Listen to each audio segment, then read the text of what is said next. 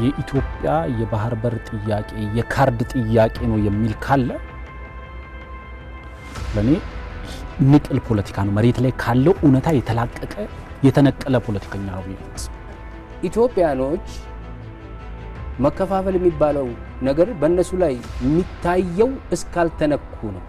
እያንዳንዱ ሀገር ውስጥ የሚሰሩ ፕሮጀክቶችን አይ ወደ ባህር በር ከምትሄዱ የሀገር ውስጥ ችግራችሁን ፍቱ፣ ወደ ባህር በር እንዳንሄድ ትላንትና ወንዞቻችንን ገድበን እንዳንጠቀም ይፈልጉ የነበሩ ኃይሎች ወንዞች ከምትገድቡ የሀገር ውስጥ ችግሮቻችሁ የሀገር ውስጥ ችግር እንዳንፈታቆ ሲያወሳስቡ የሚኖሩት እነሱ።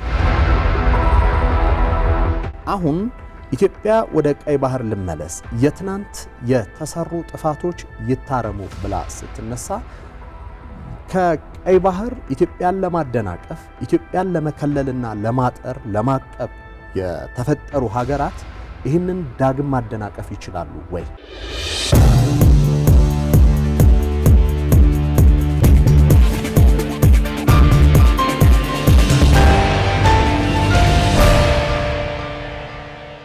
ጤና ይስጥልን የተወደዳችሁና የተከበራችሁ ተመልካቾቻችን፣ ይህ የሀገር ጉዳይ ዝግጅታችን ነው። በዛሬው የሀገር ጉዳይ ዝግጅታችን የኢትዮጵያ ብሔራዊ ጥቅምና የቀይ ባህር ቀጠና ላይ ሀሳቦችን ያነሳን ቆይታ የምናደርግ ይሆናል።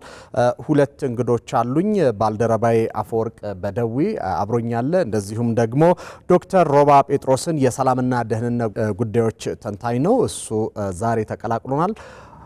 ዶክተር ሮባ እንኳን ደህና መጣ። እንኳን ደህና ተበቃችሁ።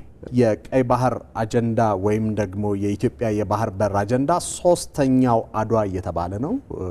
የመጀመሪያው አድዋ ደን ህዳሴ ግድቡ፣ አሁን ደግሞ የቀይ ባህር የባህር በር አጀንዳ ተነስቷል። ተስማማለህ? ተስማማለህ ወይ ለሚለው አዎ፣ ምንም ጥርጥር የለውም። ምክንያቱም እነዚህ ሶስት ነገሮች ኢትዮጵያን ዲፋይን የሚያደርጉ ነገሮች ናቸው። ለምሳሌ የመጀመሪያው አድዋ ከኢትዮጵያም አልፎ አፍሪካን ዲፋይን ያደረገ ነገር ነው። ምክንያቱም በዛን ጊዜ አፍሪካ መላው የአፍሪካ ህዝብ ወይም ደግሞ መላው ጥቁር ህዝብ በቅኝ ግዛት ስር ወድቆ በነበረበት ሰዓት ላይ አብዛኛው ጥቁር ህዝብ ያ ቀኝ ገዢ ኃይል ይሸነፋል ብሎ ማሰብ በማይችልበት ወቅት ኢትዮጵያውያን ቀኝ ገዢዎችም እንደ ማንኛውም ኃይል ሊሸነፉ እንደሚችሉ ለመላው ጥቁር ህዝቦች ያስተማሩበት ድል። ያ ድል የኢትዮጵያውያን ድል ብቻ አይደለም፣ የአፍሪካውያንም ድል ነው። የጥቁር ህዝብ በመላው ዓለም ላይ ተበትኖ የሚኖረው የጥቁር ህዝብ ድል ነው። ስለዚህ ያ ትልቅ ድል ለአፍሪካ ትልቅ ትምህርት ተሰጥቶ አልፏል።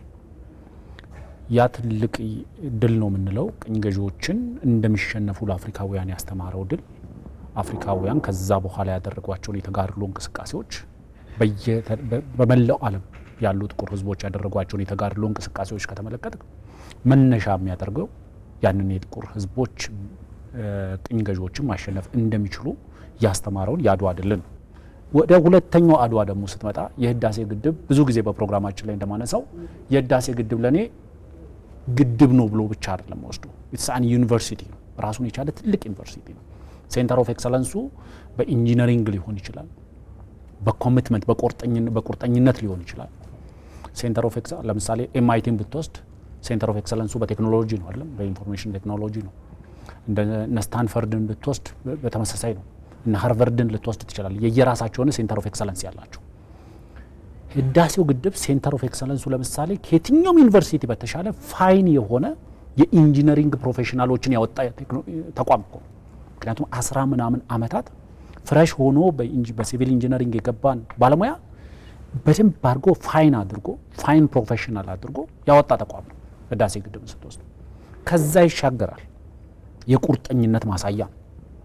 አፍሪካውያን ለምሳሌ መሰረተ ልማትን መገንባት ሲያስቡ ወደ ጭንቅላታቸው የሚመጣው ወይ ወርልድ ባንክ ነው ወይ አይኤምኤፍ ነው ወይ ደግሞ የትላንት ቅኝ ገዢዎቻቸው ናቸው። አፍሪካውያን ከዛ ሳጥን ውጪ ማሰብ እንዳለባቸው፣ የራሳቸውን ተፈጥሮ ሀብት አልምተው የራሳቸውን የተፈጥሮ ሀብት ተጠቅመው መልማት እንደሚችሉ ለአፍሪካውያን ያስተማረው ሁለተኛው አድዋ ህዳሴ ግድብ ነው።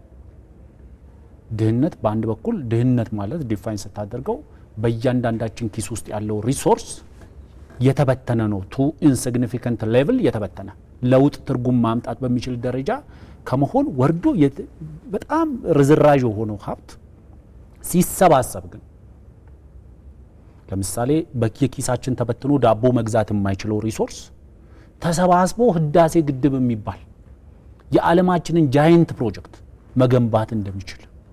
ስለዚህ አፍሪካውያን ካሰቡ በየኪሳቸው ውስጥ የተበተነው ሪሶርስ ወደ አንድ ማዕከል ከተሰበሰበ ወይም ደግሞ አሁን በመንግስታችን ተርሚኖሎጂ እንጠቀም ከተባለ ከተደመረ የተበተነ ሪሶርስ ወደ አንድ ማዕከል ከመጣ በዓለማችን ላይ እጅን በአፍ የሚያስጭን ማሲቭ የሆነ ፕሮጀክት መገንባት እንደሚችል ለመላው አፍሪካውያን አስተምሯል።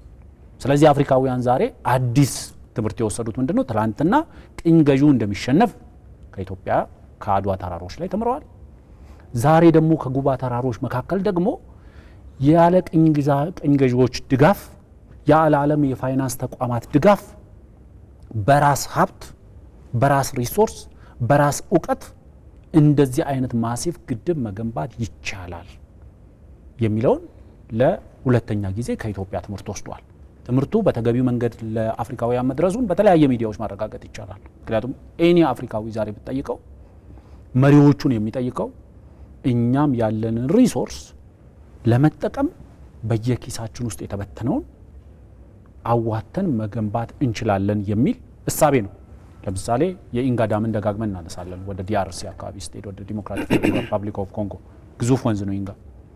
ወደ 80 ቢሊዮን ዶላር አካባቢ ኮስት ያደርጋል ወደ ሃይድሮ የኤሌክትሪክ ኃይል ለማመንጨት።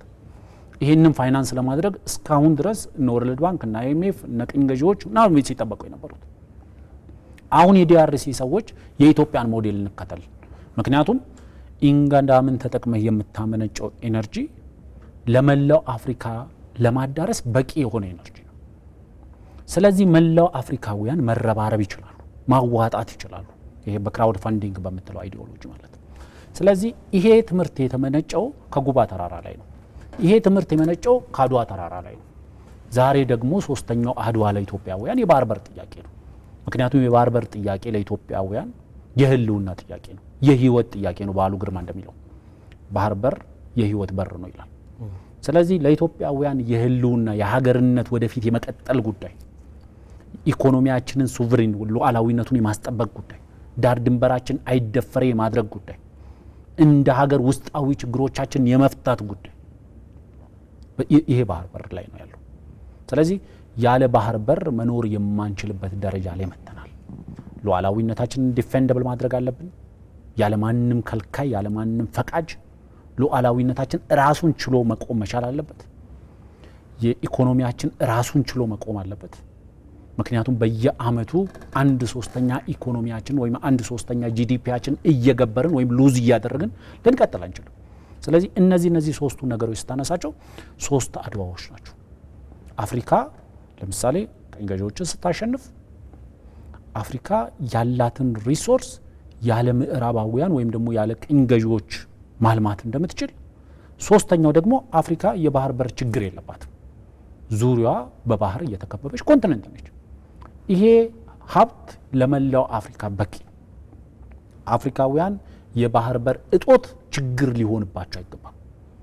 ምክንያቱም ትላንትና የባህር በር እጦት ችግር የነበረው አፍሪካውያን ቅኝ በተገዙበት ሰዓት ላይ ቅኝ ገዢዎች በሚያደርጉት ሽሚያ።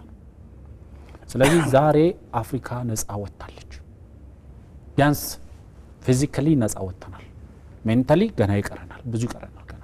ስለዚህ አፍሪካ ነፃ የወጣች አፍሪካ ሌላው አፍሪካዊ ሌላውን አፍሪካ አንቆ ሊቀጥል አይችልም። ስለዚህ ያለው ሪሶርስ በቂ ነው። ሶስተኛው አድዋ ለአፍሪካ ማስተማር ያለብን ያለንን ሪሶርስ ተካፍለን ተቻችለን ተደጋግፈን ማደግ የአፍሪካ ብቸኛ የእድገት መንገድ ነው የሚለውን ሶስተኛው ያስተምራል ብዬ አስባለሁ። ጥሩ ዶክተር ወደ አንተ ልመለስና በቅርቡ ትሬቨር ኖህ ታዋቂው ኮሜዲያን ያው የፖለቲካ ሳታየር ኮሜዲዎችን በመቀለድ ይታወቃል። ከባርባዶስ መሪ ጋር ቆይታ አድርገው ነበር እና እንደ ትልቅ ሞዴል አድርገው ሲያወሩት የነበረው የዚህ ኢትዮጵያ የህዳሴ ግድብን ማሳካቷ ትልቅ ሞዴል አድርገው ሲያነሱት ነበረ። የህዳሴው ግድቡን አድዋንስ አሳክተናል፣ ህዳሴው ግድቡን አሳክተናል። በቀጣይ ደግሞ እነዚህ ሁለት ድሎች የቀይ ባህርን የባህር በርን ለማግኘት በምናደርገው ጥረት ላይ መሰረት ሊሆኑን ይችላሉ። ስለ ሀገር ስናስብ አንድ ሀገር ሆና መቀጠል የምትችለው ሉዓላዊነት ወይ ደግሞ ሶቨርኒቲ የሚባለው ነገር ለአንድ ሀገር የጀርባ አጥንት ነው ማለት እንችላለን። በ1884 በርሊን አካባቢ ሲሰባሰቡ የመጀመሪያ ታርጌታቸው ይህንን የጀርባ አጥንት የሆነውን የሀገራትን ሉዓላዊነት መምታት ነበር እቅዳቸው። ይሄ ከሌለ ሀገራቶች መቆም እንደማይችሉ፣ ስለዚህ ምንድን ነው ያደረጉት? እንደሚችሉ አድርገው ናሬቲቭ ገንብተው ነው የተነሱት። ሌሎች ደግሞ እንደማይችሏቸው አድርገው ስለሰሩ ቀጥታ በደረሱበት ቦታ ሁሉ በመቻል ችለው አሳዩ ማለት ነው። ሀገር ስናስብ በተለይ ብዙ ጊዜ እናገራለሁና 4 ፒላሮች ካለዋት አንድ ሀገር በጣም ጠንካራ ነች ብዬ አስባለሁ። ስቴት ቢልዲንግ አላባውያን እንደተጠበቁ ሆኖ ማለት ነው። የመጀመሪያው የፖለቲካ ሉዓላዊነት ነው። አንድ ሀገር የራሷን ፖለቲካ ማሽነሪዋ በራሷ ማሽነሪ የምትሰራ ከሆነ የሌላ ጣልቃ ገብነት ከሌለ ጠንካራ ሀገር ናት ብለን ማውራት እንችላለን። ይሄ ብቻ በቂ አይደለም። ያንን የሀገሪቷን ስቴት ማሽነሪ ወይ ደግሞ ኢንስቲትዩሽን የሚጠብቅ ጠንካራ አስፈሪ የሆነ እችላለሁ የሚል ስሜት ይዞ የሚንቀሳቀስ ፔትሮቲክ ሜንታሊቲ ይዞ የአርበኝነት አእምሮ ይዞ የሚንቀሳቀስ ለትውልድ መከታ ሆኖ ከመሞት በላይ እንሙት ደማችን ሺህ ጊዜ ይፍሰስ አየር አፈሯ ይባረክ ስሟ ሁል ጊዜ ይታደስ ብሎ የጀግና መከላከያ ሰራዊት እንዲህ በዚህ አቲቲዩድ የተገነባ ጠንካራ መከላከያ ሰራዊት ያስፈልጋል። ሶስተኛው የሌላውን እጅ የማትጠብቅበት ባይዘው የሚሰጥ እጅ ሁሌ የበላይ ነው፣ የሚቀበል ሁሌ በታች ነው። ይሄ ራሱን የቻለ በትውልድ አእምሮ ውስጥ ኢንከልኬት ሆኖ ከገባ ትውልድ ገዳይ የሆነ ከመሳሪያ በላይ የሚገል የኢኮኖሚ ጦር ነው። ስለዚህ ጠንካራ ኢኮኖሚ ካላት አንድ ሀገር ይሄን ሁሉ ግን አፍ ሆኖ ማራመድ የሚችል እግር ሆኖ ማስኬድ የሚችል የትርክት ጉልበት ከገነባች አንድ ሀገር ጠንካራ ነች እንላለን። ይሄ ሁሉ ምንን ለማስጠበቅ ነው ካልን የአንድ ሀገርን ሉዓላዊነት ለማስጠበቅ ነው። ስለዚህ ሶስቱ አሁን አፈወርቅም ያነሳቸው ሶስቱ የኢትዮጵያ ሉዓላዊነት ፒላርስ ወይ ደግሞ ምሰሶዎች ናቸው። ኢትዮጵያ ለዘመናት ስትፈተን የከረመው በዚህ በሶስቱ ጉዳይ። ስለዚህ የአድዋ ጦርነት የመጀመሪያው አይቻልምን ይቻላል አድርጋ ኢትዮጵያ ለጥቁሮች ስላሳየች ባይዘወይ ዓለም አቀፋዊ ነው ድሉ ለኔ we have to ritualize just like that በዓለም ደረጃ አየ ፖሊሲ ተሰርቶለት ሪቹዋላይዝ ሊደረግ ይገባል። እንዳውም ካከበር ነው በላይ ማክበርም ለዓለምም ማበርከት መቻል አይቻልም የሚባል ባይ ዘ ወይ አይቻልም በጣም ሰርጾ ነበር። ትርክት በጣም ተገንብቶ ነበር አይቻልም የሚል። ስለዚህ ነጭ ጥቁርን አያሸንፍም ኦልሬዲ ዓለም የወሰነው ነው፣ በርሊን ላይ ተወስኗል፣ እጅ መስጠት ብቻ ነው የተባለ አይቻልም። ይሄ አይቻልም ባይ ዘ ወይ ከውጪ ብቻ አይደለም የውስጥ ባንዶችም አይቻልም ይችላሉ ብሎ የዘፈኑ ነበሩ። ስለዚህ ኢትዮጵያ በባንዳም በባዕዳም መፈተን የጀመረችው ዛሬ አይደለም። ባንዳዎቻችን እንችላለን ብሎ የመጡ ነጮችን የሚያመሰግኑበት ቋንቋቸው የሚገርም ማለት ነው። በሰማይ ሲሄዱ ንፋስ አይነካቸው፣ በምድር ሲሄዱ እንቅፋት አይመታቸው፣ በባህር ሲሄዱ ወጀብ አይነካቸው፣ ከሰው በላይ ከእግዚአብሔር በታች ናቸው፣ እንዲህ አድርጎ ነው ፈጣሪ የፈጠራቸው ተብሎ ነጭን የሚያሞግስ ባንዳ ለነጭ ምንጣፍ የሚያነጥፍ ባለበት አባቶች በባዶ እጅ ባይዘው ከሞየሌ እስከ መቀሌ አልፎ አድዋ ተራራ ድረስ ሄደው ያሸነፉበት በአንድ አይነት ስፒሪት። ስለዚህ ኢትዮጵያ ሳትፈተን ቀርታ አይደለም ይቻላልን ያረጋገጡት ባይዘው በባዶ እጅ ያሸነፉ አባቶች አሉ። ይሄ ትርክት ሪቨርሽ ወይ ደግሞ ትርክት ግልበጣ በአባቶች ጀመረና በዓለም አደባባይ በአበበ ቢቂላ ሲጠናቀቅ ታየዋል። እኛ ለኛ ሲያሳልፍ እዚህ አድዋ ላይ ኮንትሪቢዩት አድርግልህ ይሄ ትርክቱ ላይ ማለት ነው። ይቻላል አይቻልምን ይቻላል ያስባሉ አባቶች ካደረጉ በኋላ በአድዋ ተራራ ላይ ያሸነፍናቸው አያቶቿ ወክላ ሻምበል አበበ ቢቂላ ባዶ እግሩ ሮም ላይ 1960ዎቹ ሮጦ ሲያሸንፍ ጋዜጠኛዋ መጣ ኢንተርቪው አደረገችው። ለምን ባዶ እግር ሮጥክ አለችው። ኢዛን ኢንሰልት ጫማ አትለብስም ነው የላችሁም አይነት ካይንድ በአባቶቿ መንፈስ ነው የምታወራው። መሸነፋቸውን አጣቅም መሰለኝ። እንዴት ባዶ እግር ሮጣ አንደኛ ወጣህ ብለው ስትጠይቀው መልሱ ባዶ እግር የሮጥኩ ጫማ የለኝም ያሸነፍኩ ግን ኃይል ጨምሬ ነበር መሆን የነበረበት። አበበ የመለሰላ መልስ አንድ ነው። ምንድነው የሚለው? ዓለም ሁሌ እንዲገነዘብ የምፈልገው ሀገሬ ኢትዮጵያ ሁልጊዜ በቁርጠኝነትና በጀግንነት እንደምታሸንፍ ማወቅ ነው። አየ እሷም በአባቶቿ መንፈስ ነው ያወራችው፣ እሱም በአባቶቹ ፕራውድ ነው ያወራው። ሶ የናሬሽን ግልበጣን የሰሩት ለዓለም ነው። ያንን አይችሉንምን ይቻላሉ ለካ ነጮች የሚለውን ያሳዩት ማለት ነው። ሶ ኢንተርናሽናል ዎር ኦፍ ናሬቲቭ የተስተካከለበት የተሸነፈበት ጥቁር ነጭን ያሸነፈበት በባዶ እጅ ያሸነፉበት ጦርነት ነው የአድዋ ጦርነት ማለት ነው። ይሄ ስፒሪት አበበ ኢትዮጵያዊ ስለሆነ ነው ውስጡ ስላለ ነው ልትል ትችላለህ። ሴም ታይም አንድ ነጭ ጋዜጠኛ መታ ፊደል ካስትሮን ኢንተርቪው አደረገችው። ኢትዮጵያኖች ሁሉ ጊዜ ጀግና ይጫወታሉ፣ ጀግና ነን ይላሉ፣ በእውነት ጀግኖች ናቸው ወይ ብላ ስጠይቅ ፊደል ካስትሮ እንዲህ አለ። ፕሬዚዳንት ፊደል ካስትሮ ስለ ኢትዮጵያ ጀግንነት እኔ ልነግርሽ ከምችለው በላይ አያቶችሽ ይነግሩሻል፣ ልጅ አያቶችሽን ጠይቂኝ ያለ ራይት። ይሄንን እንግዲህ እኛ ሴሌብሬት ማድረግ አለብን፣ ሪቹዋላይዝ ማድረግ አለብን የሚለው ከራሳችን ጀምረን በትምህርት ካሪኩለሞች ውስጥ አስገብተን ፔትሪዮቲክ ሜንታሊቲ ያለው ትውልድ መፍጠር አለብን ባይ ነኝ። ስለዚህ አድዋ ይሄ ነው። ሁለተኛው አድዋ የህዳሴ ግድብ ነው። የህዳሴ ግድብ አንደኛው ፒላር ነው ብያለሁ። ለኢትዮጵያ ሉዓላዊነት ምሰሶ አንደኛው ነው። ክቡር ጠቅላይ ሚኒስትር ዶክተር አብይ አህመድ በመጽሐፋቸው እንደሚሉት ሁለቱ ውሃዎች ይላቸዋል እና ሁለቱ ውሃዎች ለኢትዮጵያ ፊውቸር ወይ ደግሞ ለኢትዮጵያ ወደፊት የሚወስኑ ውሃዎች ናቸው ይላል። ይሄ ዘለ ልማቷ ኦር ደግሞ ላለመረጋጋቷ ይላል። እኛንን መስራት ያለብን ነው። ለምንድን ነው ይሄ የሚባለው?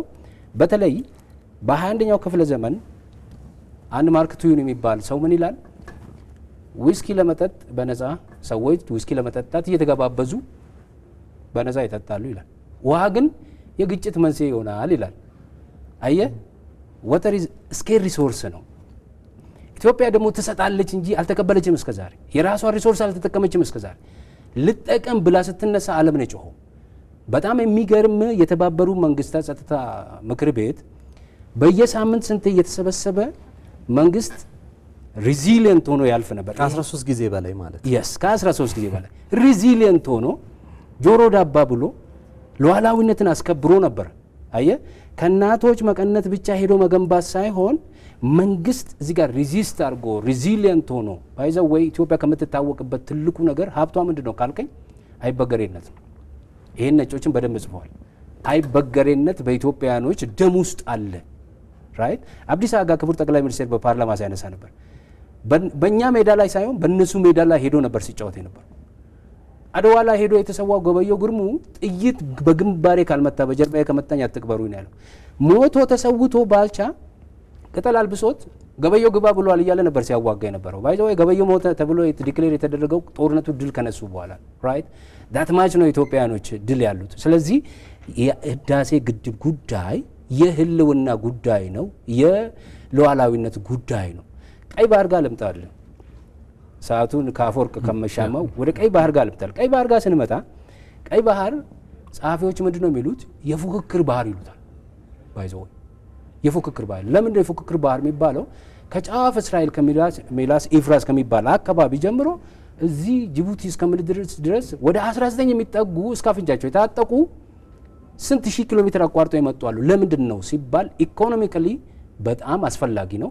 በዓለማችን ላይ ካሉ ከ8 ቢሊዮን አካባቢ ወደ 7 አካባቢ እዚህ ጋር ነው የሚገኘው። ለምንድን ነው ካልከኝ 3 ኮንቲነንት የሚቀራረቡበት ቦታ ነው። ስለዚህ በጣም ክሩሻል የሆነ የዓለም አይን የሆነ የትኛው ቦታ ላይ ቆመ የትኛው ቦታ ማምታት የምትችልበት በሚገርም ይሄ ብቻ አይደለም፣ አሸባሪዎች የሚፈነጩበት ነው። የተለያዩ ኢኒሼቲቮች የሚካሄዱበት ነው። ለምሳሌ ሮድን ቤልት ኤንድ ሮድ የቻይና ኢኒሼቲቭ፣ ወደ ኢሮፕ የሚደረጉ የስደት መከላከሎች፣ ዎር ኦን ቴረር የአሜሪካ ኢኒሼቲቭ አለ።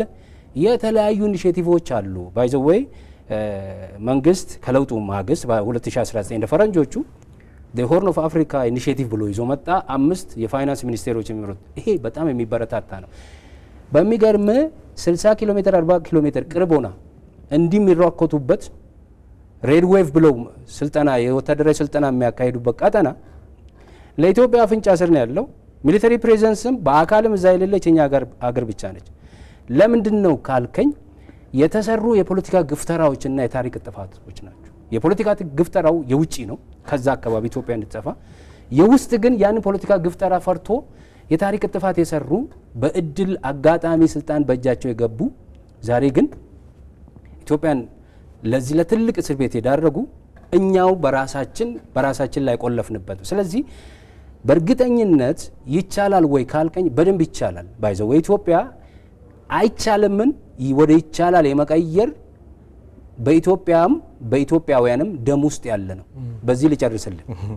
በጦርነት ኢትዮጵያ ማሸነፏ ስልት በሚጠይቀው እውቀት በሚጠይቀው የሰው ልጅ ከባድ የፈጠራ የሳይንስ የቴክኖሎጂ መገለጫ በሆነው ጦርነት ላይ ነጮች ሲሸነፉ አይ ኢትዮጵያውያን ጥቁር አይደሉም ወደሚል ነው ያሰረጹት እና ብዙ ሰው ይሄኛው ጉዳይ አይገባውም። ኢትዮጵያ መልካችን ይለያል ምናምን የሚል ይይዝና ነጭ ቀኝ ገዢዎች ያሰረጡበት ትርክት መሆኑ አይገባውም። ልክ ዌስት ዩሮፕ ከኢስት ዩሮፕ የተለያዩ ናቸው፣ ነገር ግን አውሮፓ አይደሉም አይባሉም። ሶ ዌስት አፍሪካና ኢስት አፍሪካ ወይም ምዕራብና ምስራቅ አፍሪካ የተወሰነ ልዩነት ቢኖርንም ሁለታችንም ጥቁሮች ነን። ነጮቹ ግን ሽንፈታቸውን ላለመቀበል ይህንን አድርገው ነበረ። አሁን ኢትዮጵያ የመቻል ምሳሌ ሆና እየተጠቀሰች ነው የምትገኘው። በአድዋ ችላ አሳይታለች። እንደዚሁም ደግሞ በህዳሴው ግድብ ያለማንም እርዳታ ገንብታ አሳይታለች። የቀይ ባህር ጉዳይ መጥቷል። ይህ የቀይ ባህር ጉዳይ ደግሞ ትልቁ ፈተና ያለው ከየትኛውም በላይ አሁን ላይ ይመስለኛል። ምክንያቱም ዓለም ሪያሊስት ሆኗል፣ ወይም ደግሞ ባላንስ ኦፍ ፓወር እና የናሽናል ኢንትረስት ሁሉን ነገር ይመራዋል ወደሚል አቅጣጫ ተሻግሯል። የሚሊተሪ ካምፕ እዚህ ቀጠናችን ላይ ነው የተገነባው። ተገዳዳሪ ኃይሎች ደግሞ አይለው የመጡበት ነው። ሶ ኢትዮጵያ ይህንን ፈተና እንዴት ትሻገረዋለች? ይህንን ፈተና ስተሻግራ የባህር በርን ሴኪዩር ማድረግ ትችላለች ወይ? በእነዚህ ሁሉ ሀገራት መካከል ፉክክርና የመገዳደር አቅም ብሔራዊ ጥቅሟን እንዴት ታስከበር? ዋናው መሰረታዊ ነገር ለኔ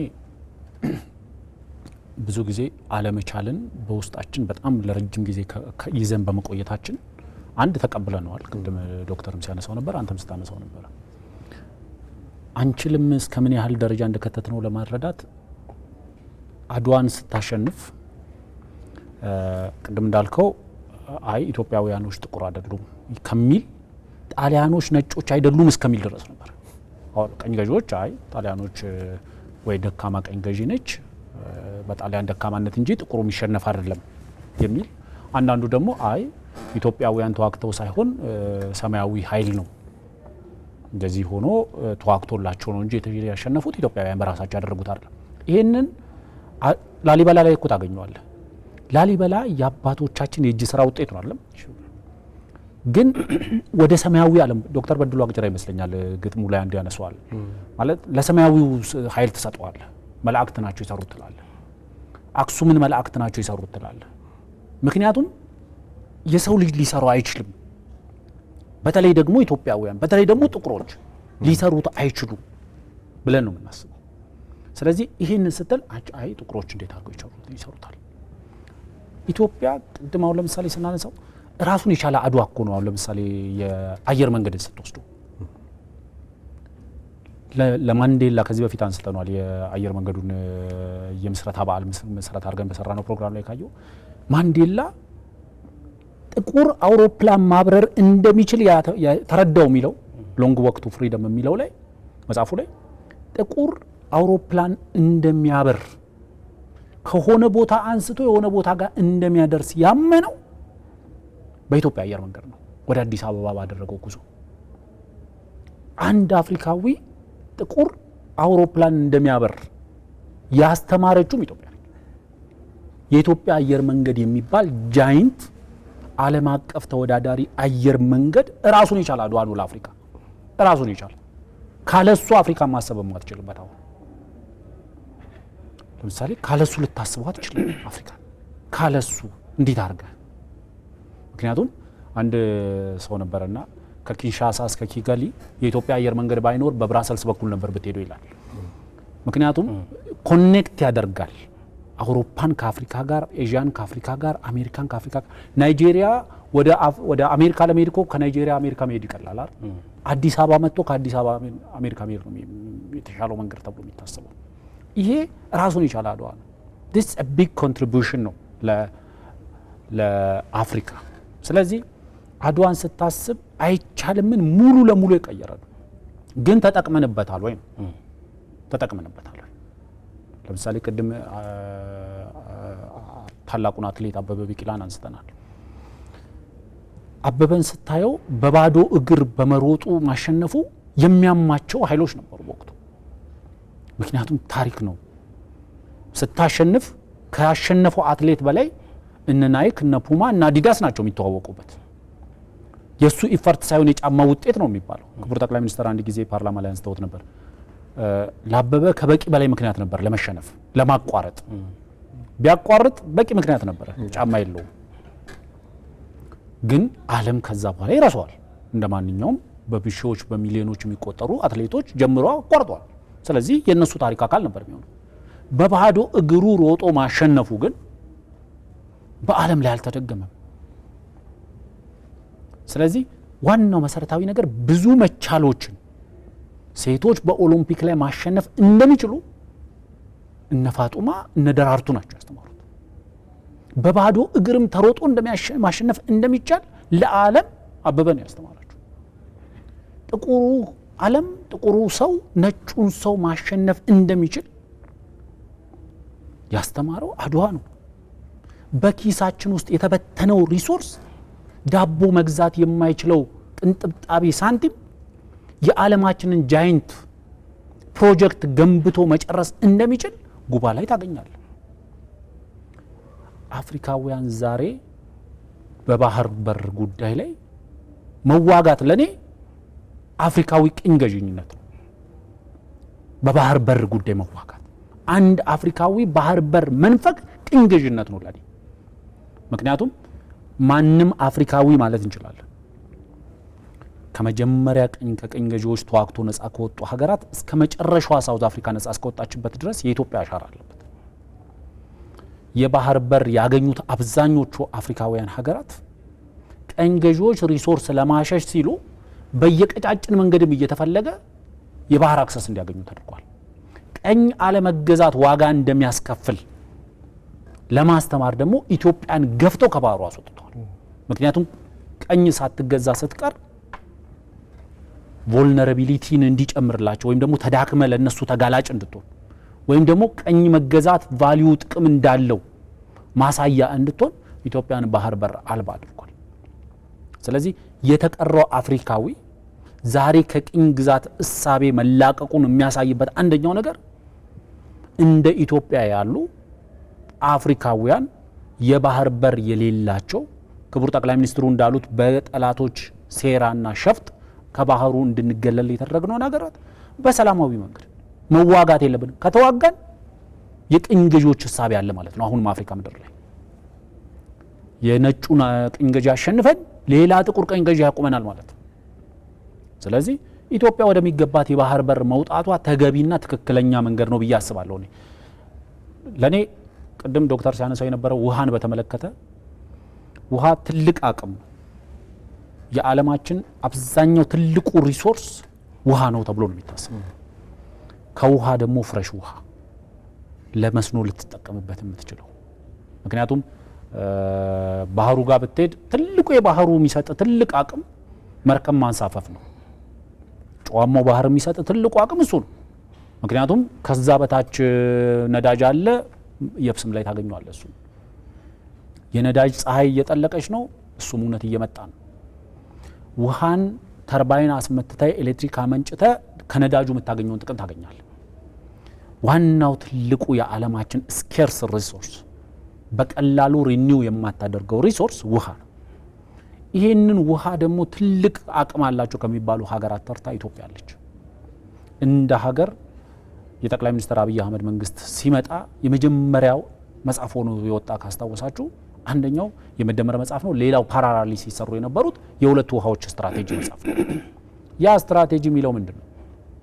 ጽንሰ ሐሳቡ ዳይሬክትሊ ላይለው ይችላል። ጽንሰ ሐሳቡ ግን የተገፋ ነው ለወንዙ ነው፣ ስለዚህ ወንዙ ባህሩ ጋር ይመልሰናል ነው። ከባህሩ የተገፋ ነው በወንዙ ምክንያት።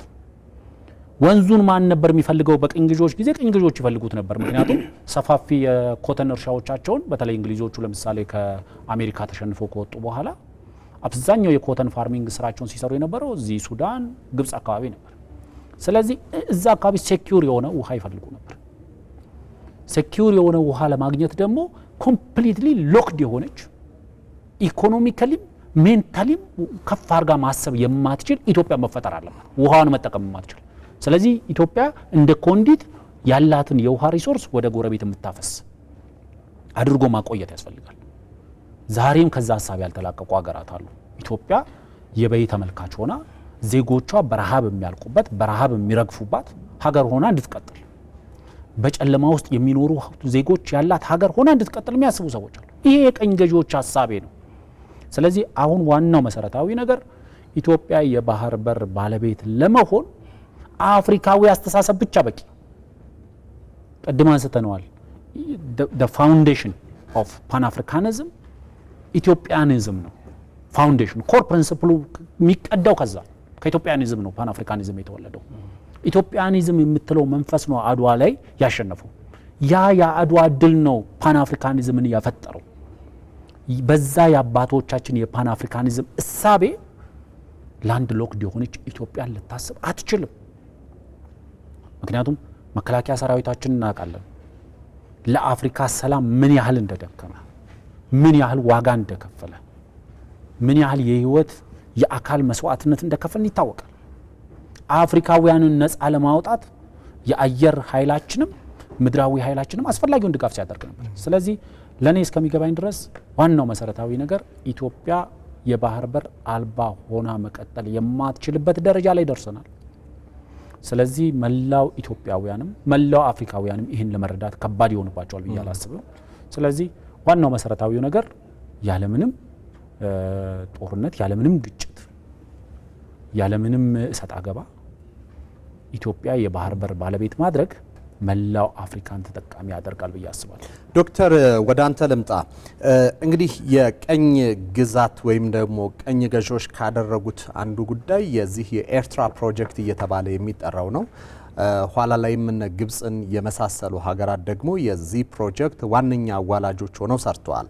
ኢትዮጵያ የሁለት ስትራቴጂዎች የሁለት ውሃ ስትራቴጂዎች ብላ ማውጣቷ ይታወቃል። በተለይ በቀይ ባህርና በአባይ ላይ በዋነኛነት እንግዲህ ኢትዮጵያን ከቀይ ባህር የማራቁ ፕሮጀክት ላይ ኤርትራ የምትባል ሀገር እንድትፈጠር አድርጓታል።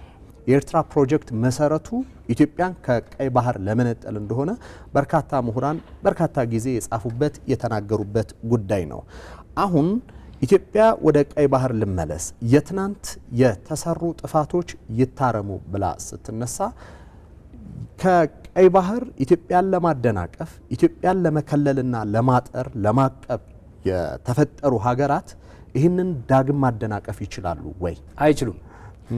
አይችሉም የምልበት ምክንያት አለ። ባይ ዘ ወይ በኢትዮጵያ ፖለቲካል ታሪክም በኢትዮጵያ ታሪክም ስንፈትሽ ኢትዮጵያ መቼውም በየትኛውም አመት ወይ ዓመተ ምህረት ሌላ ሀገር ሄዳ ወራ አታውቅም። ኢትዮጵያ እስከዛሬ ድል የነሳችው እንወራታለን አንገታቸውን እናስደፋለን ብሎ ለመጡት አንገታቸውን አስደፍታ መልሳለች። ፔሪድ። ይሄ ነው በእኛ ልብ ውስጥ ያለው። ለዚህ ነው ቅድም በተለያዩ ሊትሬቸሮች ውስጥ በኢትዮጵያውያን ደም ውስጥ አይበገሬነት አለ፣ ሬዚሊየንስ አለ ብሎ ጸሐፊዎች የሚጽፉት። አይችሉም ያልኩ ምክንያቱ ምንድን ነው? ምንም ችግሮች አዲስ አይደሉም። በአድዋ ጊዜ የነበሩ ችግሮች በህዳሴ ግድብ ጊዜ ቀጠሉ፣ በአንዳም በአዳም እንደቀጠሉ ነው ማለት ነው። በአድዋ ጊዜ ቅድም እንዳልኩ ነጮች አይቻሉም የሚለው ትርክት በርሊን ላይ ተሰራ፣ በእኛ ቋንቋ በእኛ ባንዳዎች ተነገረን። ቅድም እንዳሉ ከሰው በላይ ከእግዚአብሔር በታች አድርጎን የፈጠራቸው ብለው በእኛ ቋንቋ ተነገረን። ጆሮአቸውን የደፈኑ አርበኞች ቅድም አፈወርቅ እንዳለው ባይዘው እኛ ባዶ እግር ብቻ ሮጠን አይደለም ያሸነፍ ነው፣ ባዶ እግር ሄደንም ባዶ እጅ ሄደንም አሸንፈናል። ስለዚህ ባዶ እግር ሄድንም ባዶ እጅ ሄድንም አሸናፊዎች ነን የሚል እንደሚቻል ያሳዩ አባቶች አሉና በህዳሴ ግድብም እንደዛው ነበር። በህዳሴ ግድብም ለባንዳዎች ወይ ደግሞ ለባህዳዎች ሲያግዙ የነበሩ አንዳንድ ጸሐፍቶች ባይዘው ወይ ይህን ቋንቋ በተጠቀሙ ደስ ይለኛል። ባንዳዎችን የሚተረጉሙ ተርጓሚዎች በሊትሬቸሮቻቸው ሆዳደሮች፣ የሀገር ክህደት ፈጻሚዎች ይሏቸዋልና በህዳሴ ግድብም ጊዜ ነበሩ ለጠላቶች ሲያስተረጉሙ የነበሩ በሀገር ውስጥ እንቅስቃሴዎችን ሲገቱ የነበሩ ማለት ነው። አሁን በቀይ ባህር ጊዜም አለ ቀጥለዋል ማለት ነው። ስለዚህ ችግሮች የቀጠሉ ናቸው። ነገር ግን ጠላቶቻችን ማወቅ ያለባቸው አንድ ነገር የኢትዮጵያ ወዳጆችም የኢትዮጵያ ጠላቶችም ማወቅ ያለባቸው ኢትዮጵያኖች መከፋፈል የሚባለው ነገር በእነሱ ላይ የሚታየው እስካልተነኩ ነው። ሲነኩ እኮ አድዋ የቱ ጋር እንደሆነ ማያቅ ከሞየሌና ከሶማሌ ጫፍ ተነስቶ አድዋ ሄዶ ድል ነስቷል ማለት ነው። ሲነኩ የማይቆሙ ናቸው። ራይት በሀገራዊ ኢንትረስት ጉዳይ ነን ኔጎሽየብል ናሽናል ኢንትረስት በምንለው ጉዳይ ላይ ኮምፕሮማይዝ አያረጉም። በተለይ የባህር በር ጉዳይ ካነሳን ቅድም አፈወርቅ አንስቷል። ኢትዮጵያ ወግቼ የባህር በር አገኛለሁ ብላ አንስታም አታውቅም። ክቡር ጠቅላይ ሚኒስትር ይህንን አጀንዳ እንደ አይስ ብሬክ ለፓርላማ ባቀረቡ ማግስት በእኛው ቋንቋ ወጥተው ደግሞ ጠቅላይ ሚኒስትር ጦርነት አውጇል ያሉ የእኛ ባንዳዎች ነበሩ። በእነሱ በዛ ቀዬ ውስጥ ሄደው ሲያወሩ የነበረው ነገር ግን ጠቅላይ እሱን አይደለም ያለው። የባህር በር ጉዳይ የፖለቲካ ጉዳይ አይደለም። የባህር በር ጉዳይ የህልውና ጉዳይ ነው፣ የትውልድ ጉዳይ ነው፣ የሀገር ጉዳይ ነው። በዚህ ከመረዳት ይልቅ በሌላ የሚረዱ አሁንም አሉ ነው። ይኑሩ እነሱም። ኢትዮጵያ ግን ማሸነፏ የማይቀር ነው። ምክንያቱም የባህር በር ጉዳይ የህልውና ጉዳይ ነው። በተለይ ኢትዮጵያ እኮ ላንድ ሎክድ ናት ብለን ስናወራ ለእኔ የማይዋጥልኝ አንድ ነገር ኢትዮጵያ ስናት ላንድ ሎክድ ኢስ ማን ሜድ ላንድ ሎክድ ሰው ሰራሽ አርቲፊሻል ሰልፍ ሜድ ብትለውም ጥሩ ሰልፍ ሜድ እንደውም እሱ ይገልጸዋል። ሰልፍ ሜድ የማልልበት ምክንያት አለኝ። አፈ ሁለት ምክንያቶች አሉ። አንደኛው ቅድም ያልኩ የፖለቲካ ግፍተር አለ። ቡጥሮስ ጋሊ የተባበሩ መንግስታት ዋና ጸሐፊ ነበር የዛን ጊዜ ራይት። ኢጅፕት በከኛ ጋር ያላትን ግብጽ ከኛ ጋር ያላትን ሂስቶሪካል እንትን አለ። በውስጣችን ደግሞ ያንን ሽሽት ደግሞ እኛ ፈቅደን ባንሰጥ ቡጥሮስ ጋሊ እሱ ታሪካዊ ጥፋት ነው። እሱ ታሪካዊ ጥፋት ነው። ዋቴቨር ኢት ኢዝ ሰልፍ ሜድ እኛ ብቻ አይደለንም ለማለት ይገባኛል። ግን ብዙ ጊዜ አጋዥ ነበረ ከውጪ ያው የውስጥህ አቅማተህ ማለት ብዙ ጊዜ በዲፕሎማሲ የሚባል አንድ ነገር አለ አይደለ? የውስጥ ጥንካሬ ነው የውጪ ጥንካሬህን የሚወስነውና የውጪ ዲፕሎማሲን ጠንካራ የሚያደርገው ይባላል። እኛ ፈቅደን ወደን ባንሰጥ ኖሮ የኛ አመራሮች የነበሩ ያንን ባያደርጉ ኖሮ እነ ቡጥሮስ ጋሊን እዚያ እናነሳቸው ነበር። ሜዳውን ጎሉን ክፍት የተውላቸው የኛ መሪዎች ናቸው።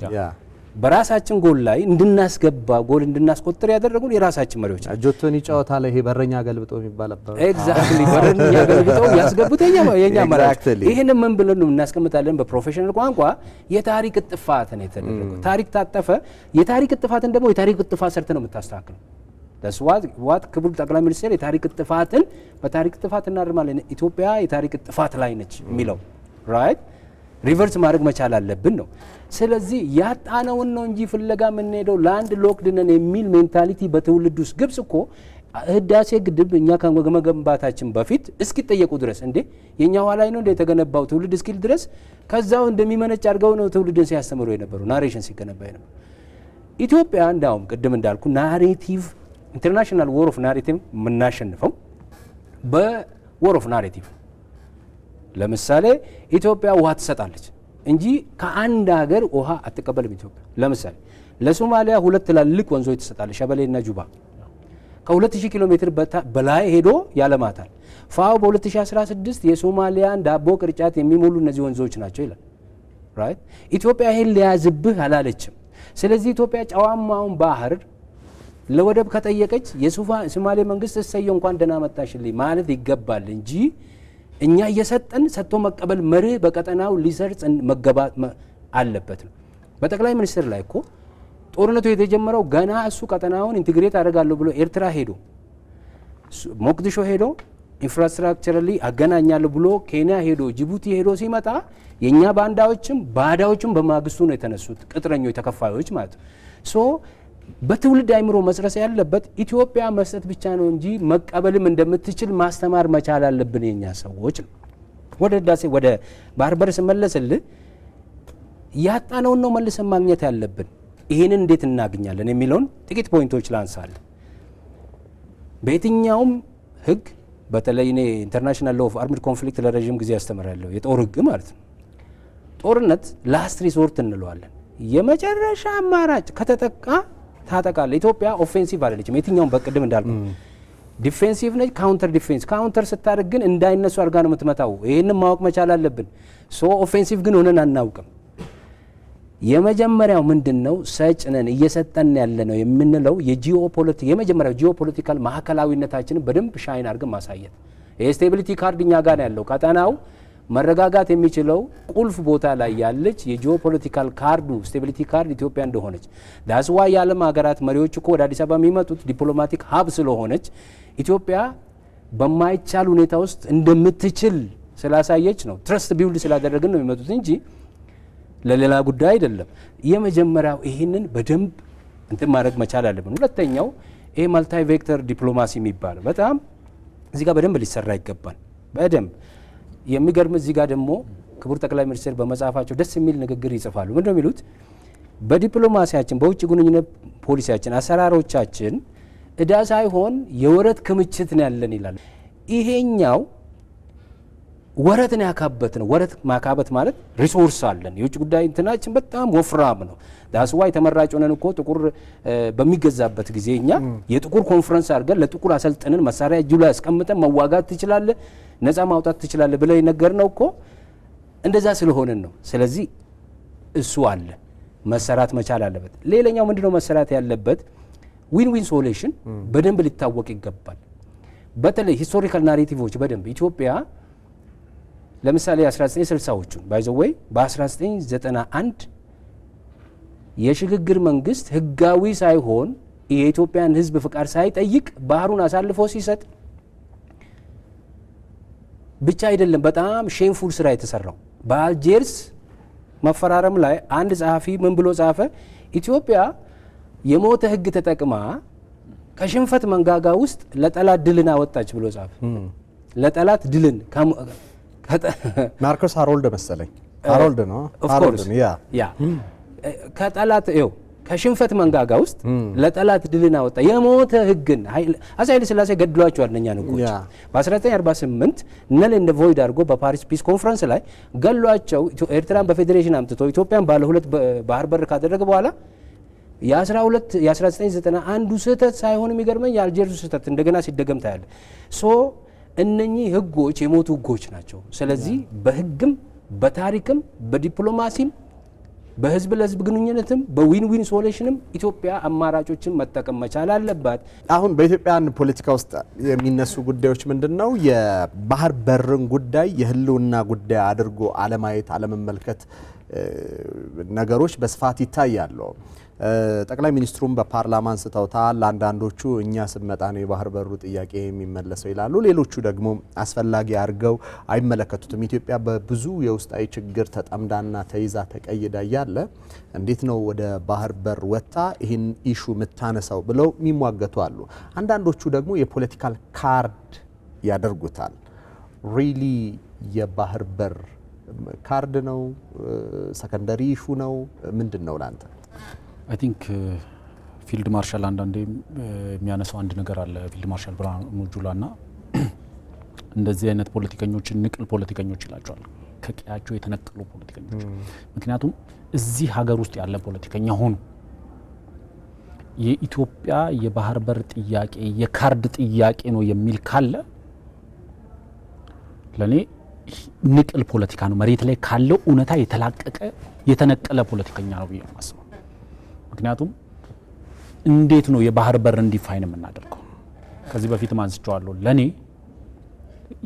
የቆየው የዳር ድንበር ዲፊኒሽን አሁን ካለው የዳር ድንበር ዲፊኒሽን ይለያል። የቆየው የዳር ድንበር ዲፊኒሽን ድንጋይን የተከልክበት ወይ ከዛ ዋርካ ወደዚህ ከዛ ዋርካ ወደዛ የተባባልክበት በስምምነት ዳር ድንበሬ ይሄ ነው ያልከው በዚያ ነው ዳር ድንበር የሚባለው። አሁን ያለው የዳር ድንበር ዲፊኒሽን ዳር ድንበር የኢትዮጵያ ዳር ድንበር የት ነው ብትለኝ እኔ የብሔራዊ ጥቅማችን እስካለበት ድረስ ዳር ድንበራችን ብሔራዊ ጥቅማችን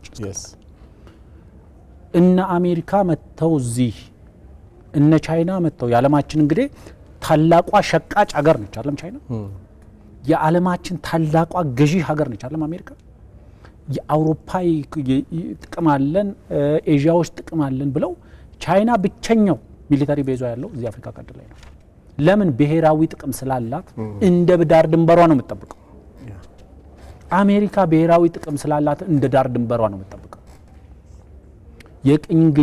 የቅኝ ግዛት እሳቤ ስላለ በቀላሉ የትላንትና ቅኝ ገዢዎቻችን በቀላሉ ቤዝ እንዲገነቡ በ20 በ30 ሚሊዮን ዶላር አመታዊ ክፍያ ሊዝ የተሰጠን ግዛት አንድ የጥቁር ሀገር ለጥቁሮች ቅኝ ገዢዎችን ማሸነፍን ያስተማረች ሀገር እንደው በሊዝም ቢሆን ስጡኝ ስትል እምቢ የሚል እሳቤ የቅኝ ግዛት እሳቤ ነው አንዳንዶች ቅድም አንተ እንዳነሳው የባህር በርን ጉዳይ የካርድ ጉዳይ ላይ ያደርጉት ይሞክራሉ ለምሳሌ የሀገር ውስጥ ችግሮች እንደዚህ ያለብን እሱ አይቀድምም ወይ ይላል ምንጩ ምን ሆኖ ማን ስፖንሰር አድርጎት ምክንያቱም ከዚህ በፊት አንስተናል እዚህ ሀገር ላይ አሁን ያለው መንግስት ካለፉት መንግስታት የሚለይበት ትልቁ የልዩነት ነጥቡ ለኔ ችግር አለ ብሎ ያምናል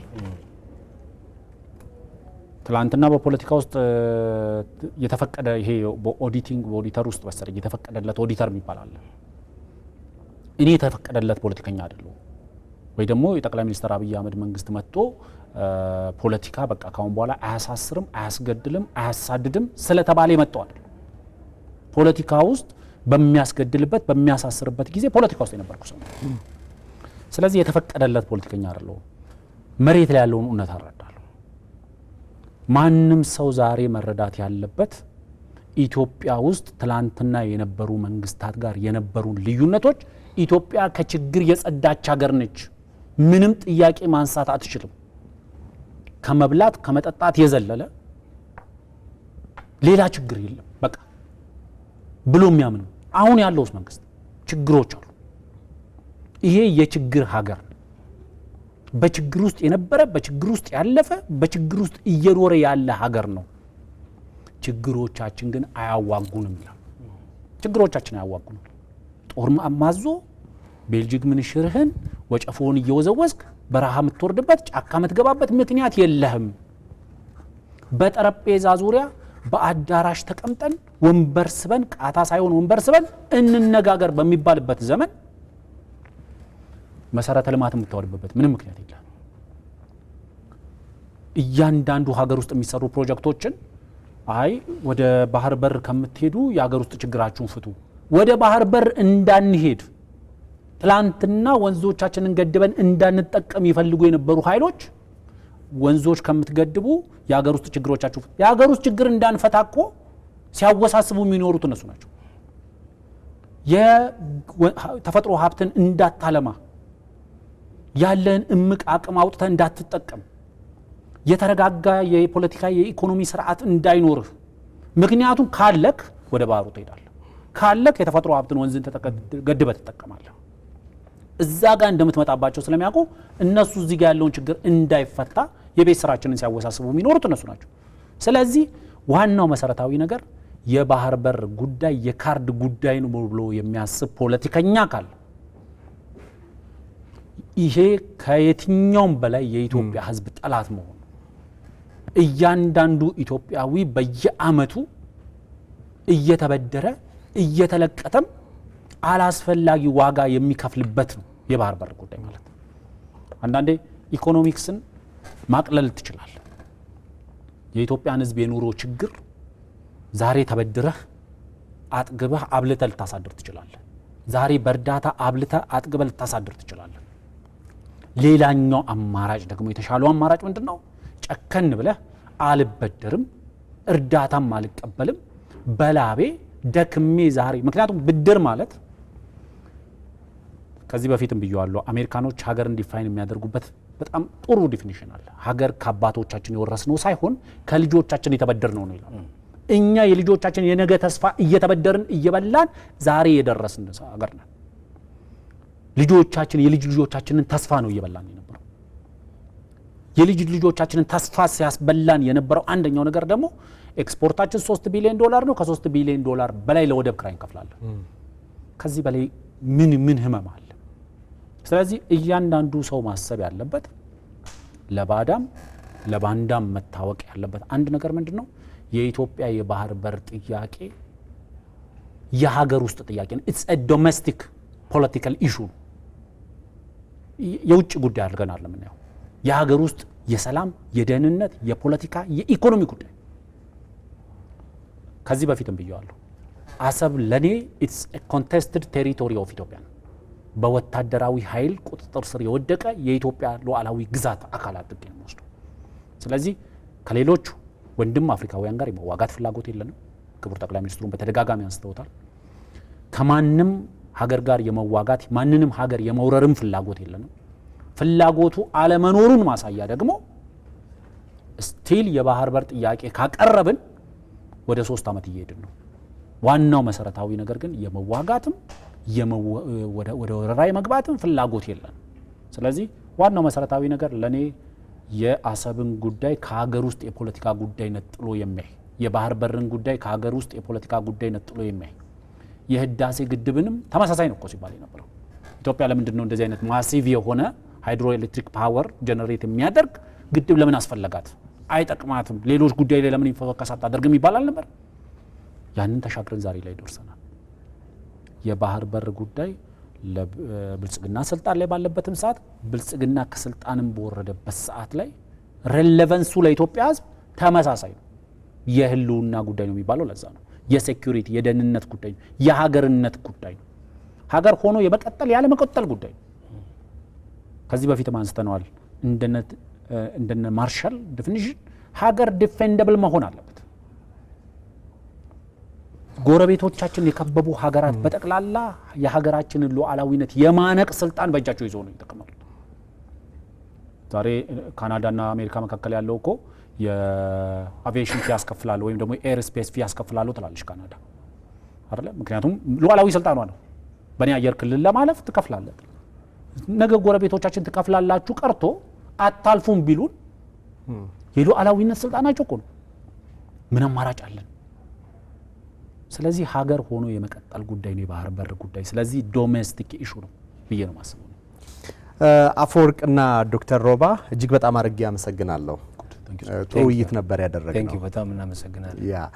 የተወደዳችሁና የተከበራችሁ ተመልካቾቻችን የዛሬው የሀገር ጉዳይ ዝግጅታችን እዚህ ላይ ተጠናቋል። ፕሮግራሙን እየመራው ብስራት መለሰ ከመላው የስቱዲዮ ባለሙያዎች ጋር በመሆን አብሬያችሁ ቆይታ አደረግኩኝ። በያላችሁበት ሰናይ ጊዜ